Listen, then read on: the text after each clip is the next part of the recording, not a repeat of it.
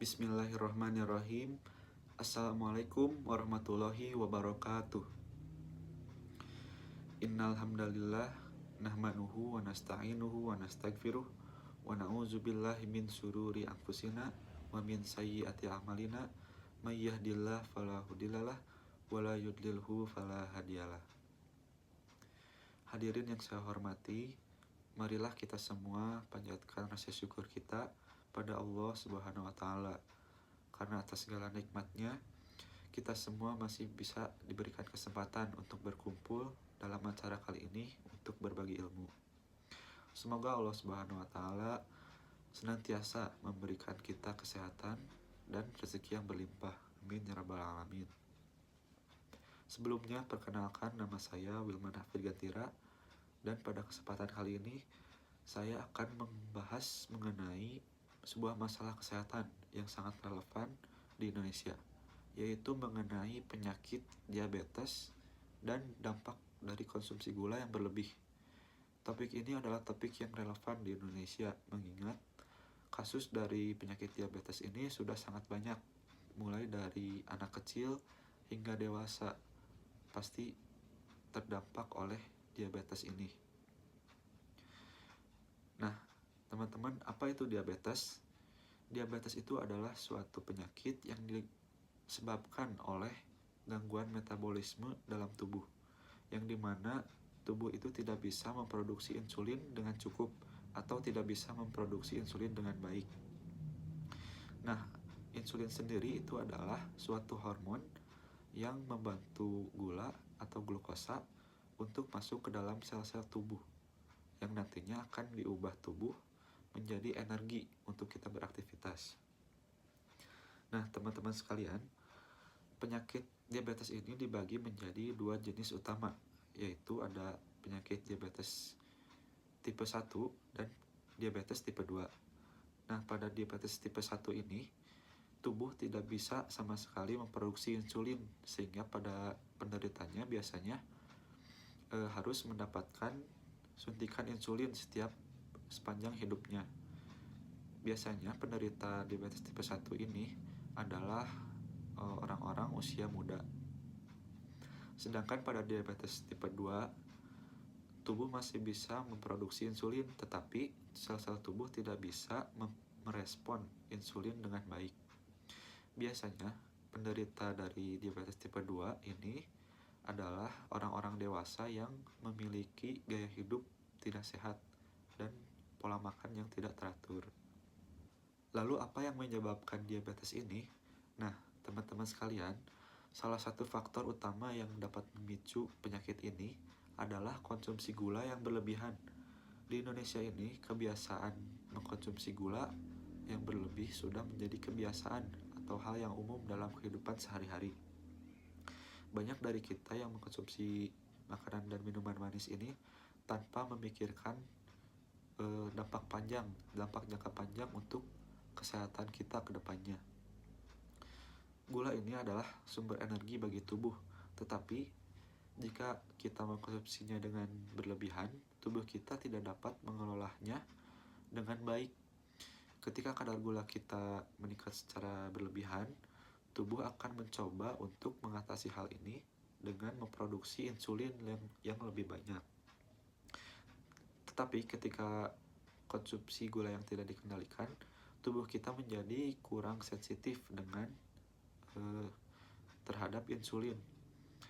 Nah, kondisi inilah yang menyebabkan resistensi insulin dan akhirnya mengakibatkan diabetes tipe 2. Hadirin sekalian, di Indonesia ini konsumsi gula sangat tinggi.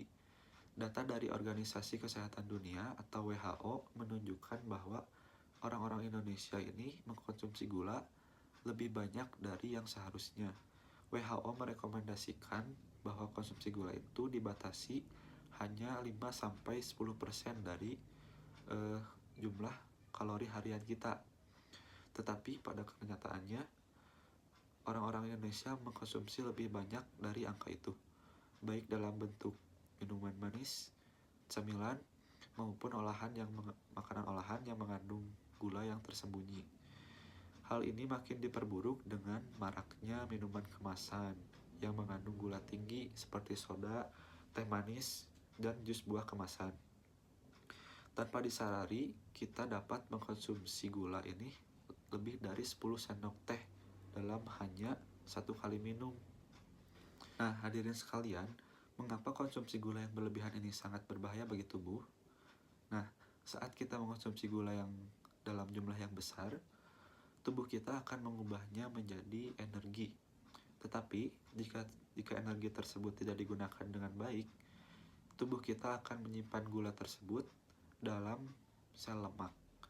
Itulah mengapa banyak orang yang mengkonsumsi terlalu banyak gula akan akhirnya mengalami obesitas yang merupakan salah satu faktor risiko utama diabetes.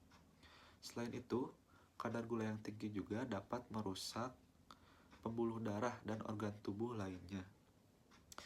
Tidak hanya itu, konsumsi gula yang berlebih juga dapat meningkatkan risiko penyakit lainnya seperti serangan jantung, stroke, dan tekanan darah tinggi. Nah, teman-teman, diabetes ini memang dapat kita cegah, dan salah satu cara yang paling efektif untuk mencegahnya adalah dengan menjaga pola hidup sehat dan gaya hidup yang aktif untuk berolahraga. Kita ini tidak perlu menghindari gula secara sepenuhnya, tetapi kita hanya perlu mengurangi dan mengatur pola konsumsi gula yang kita konsumsi setiap hari dengan bijak. Adapun beberapa langkah yang dapat kita lakukan untuk menjaga kesehatan dan menghindari risiko diabetes ini adalah yang pertama pastinya kita harus mengurangi konsumsi gula dengan cara mengurangi minuman-minuman manis, cemilan tinggi gula, dan makanan olahan yang mengandung gula tambahan. Sebagai gantinya, kita bisa memilih buah-buahan yang sehat yang memiliki gula alami. Yang kedua, kita harus menjaga pola makan yang seimbang dengan cara lebih banyak mengkonsumsi sayuran, buah-buahan, dan protein yang dapat menyeimbangkan kadar gula darah dalam tubuh kita. Yang ketiga, kita harus berolahraga secara teratur. Olahraga yang teratur dapat menyeimbangkan insulin yang lebih efektif dan menjaga berat badan tetap ideal. Yang terakhir, kita harus rutin memeriksakan kadar gula darah kita. Hadirin sekalian, sebagai penutup, marilah kita menjaga pola hidup sehat dengan cara mengurangi konsumsi gula yang berlebihan. Jangan biarkan kebiasaan kecil yang buruk merusak masa depan kita ke depannya. Kita semua memiliki tanggung jawab untuk menjaga tubuh kita yang sehat. Karena tubuh ini adalah amanah dari Allah Subhanahu wa Ta'ala. Semoga apa yang saya sampaikan dapat bermanfaat bagi kita semua. Mari kita terus berusaha untuk hidup lebih sehat dan menjaga kesehatan kita dari penyakit-penyakit yang bisa dicegah. Semoga Allah Subhanahu wa Ta'ala selalu memberikan kita kekuatan dan kesehatan. Amin ya Allah ya Rabbal Alamin. Wassalamualaikum warahmatullahi wabarakatuh.